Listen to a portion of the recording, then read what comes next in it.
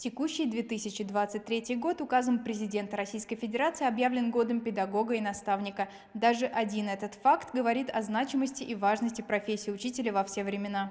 В Русском центре фонда «Русский мир» круглый стол «Учитель перед именем Твоим» собрал студентов, профессорско-преподавательский состав вуза во главе с ректором Вадимом Тедеевым, преподавателей школ республики, представителей посольства России в Южной Осетии и руководство Русского дома в Цхинвале. Модератор мероприятия, президент Ассоциации преподавателей русского языка Южной Осетии, проректор ЮОГУ Заира Тедеева рассказала о значении учителя в жизни каждого человека. Прежде всего хочется выразить благодарность собравшимся за то, что вы нашли время прийти и принять участие в этом очень важном, нам представляется, разговоре о миссии учителя в новый исторический период времени. Объявляя год учителя и наставника, президент России Владимир Владимирович Путин, я предполагаю, прежде всего тем самым хотел выразить свое уважение к профессии учителя и деятелям этой профессии, привлечь внимание широкой общественности к представителям образования, подвести нас к признанию важности миссии учителя в сохранении культурных традиций и ценностей русского народа, да и других народов. Наша дискуссионная площадка посвящена теме «Учитель перед именем Твоим», и она приурочена этой знаменательной дате, этому знаменательному событию Году учителя и наставника в России. Мероприятие подготовили члены ассоциации и Центр фонда «Русский мир» во главе с Джульеттой Давыдовной. Ректор ЮОГУ Вадим Тедеев поблагодарил всех собравшихся за участие в таком важном мероприятии, выразил признательность преподавателям за их неоценимый труд и вклад в образование и воспитание будущих поколений. Радует, что Русский центр фонда «Русский мир» при ЮОГУ и Ассоциация преподавателей русского языка и литературы совместно проводят много мероприятий. Радует, когда я вижу наших студентов, которые также активно вовлечены в деятельность и Русского центра, и АПРИАЛ. Студенты специальностей «Русский язык и литература» и «Журналистика» декларировали произведения известных авторов и подготовили тематические доклады. Удачи вам, сельские и городские, уважаемые учителя! Добрые, злые и никакие, капитаны на мостике корабля. Удачи вам, дебютанты и асы, удачи! Особенно по утрам, когда вы входите в школьные классы. Одни как в клетку, другие как в храм. Не смейте забывать учителей. Они о нас тревожатся и помнят. И в тишине задумавшихся комнат ждут наших возвращений и вестей. Им не хватает этих встреч нечасто. И сколько бы ни миновало лет, случается учительское счастье из наших ученических побед. Все начинается со школы, а в школе все начинается с учителя. Так, вот почему рядом с именем героя, совершившего подвиг, ученого, сделавшего замечательное открытие, конструктора, создавшего новую машину, рабочего новатора производства, колхозника, вырастившего небывалый урожай, по праву всегда стоит имя их учителя. Будущие и нынешние преподаватели наравне с уже опытными коллегами смогли обсудить важнейшие качества, которыми должен обладать учитель. В свою очередь, преподаватели ЮОГУ поделились своим опытом и мыслями об их первых учителях и наставниках. Наш разговор сегодня, мы не случайно как-то, вы уж нас извините, ребята, мы не обсуждали какие-то посторонние темы, мы как раз по ходу, то, что вы нам излагали по тому тексту, с коллегами вот немного говорили.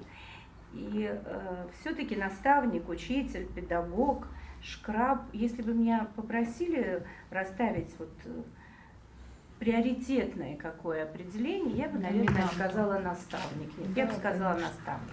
Потом учитель, потом педагог, ну и дальше уже как. Почему? Потому что учитель, в принципе, он прежде всего наставник.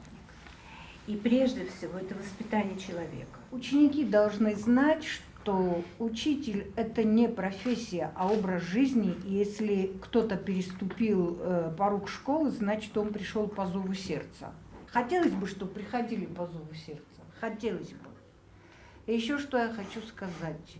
Идя за мыслью Рождественского, хочу верить в его высочество учитель. Очень хочу в это верить. Это очень хорошо, что в Южной Осетии, вот, по большому счету неважно, на базе Русского мира и университета, а именно тот факт, вспомнили, что у нас этот год наставника, потому что педагоги... Педагога и наставника, потому что товарищи педагоги и действующие, и будущее людей, которые вот вас окружают, да, которые ваши сейчас, может быть, да тоже младше вас уже они, ваши, да, дети, там, а кто-то и уже и во внуки подходит по возрасту. Именно от вас зависит их судьба. Немаловажную роль играет, кстати говоря, год педагога и наставника, который был объявлен президентом Российской Федерации. Он, собственно, и направлен не только на привлечение внимания к профессии, но и на решение каких-то социальных проблем, да, привлечение внимания и государственных руководителей к этой теме, и региональных, с тем, чтобы они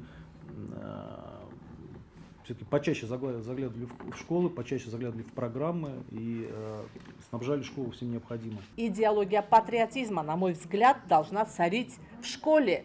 И как следствие она будет царить и в обществе. Так вот, проблема в том и заключается, в каком направлении двигаться учителю. А я считаю, что то, что нас сподвигает к лучшему, это то, что лучшее было в нашей истории. Лучшее в нашей истории. Других примеров вы просто не может быть дано. И в истории России, и в истории Осетии много примеров, на основе чего можно учить, воспитывать. Профессия педагога – это на всю жизнь, поэтому студентов факультета русской филологии ЕОГУ с первых дней готовят к такому важному шагу, как преподавание, прививая ответственность и любовь к своей деятельности. Каким должен быть настоящий учитель, как должен строить общение и многие другие вопросы активно обсуждались в ходе дискуссии. Как известно, текущий год был объявлен в Российской Федерации годом учителя и наставника. И уже этот факт говорит о том, какое значение государство придает личности учителя.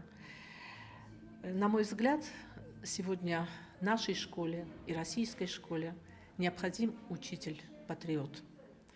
Учитель, который несет в класс те идеи, которые основаны на любви к родине, на защиту ее интересов,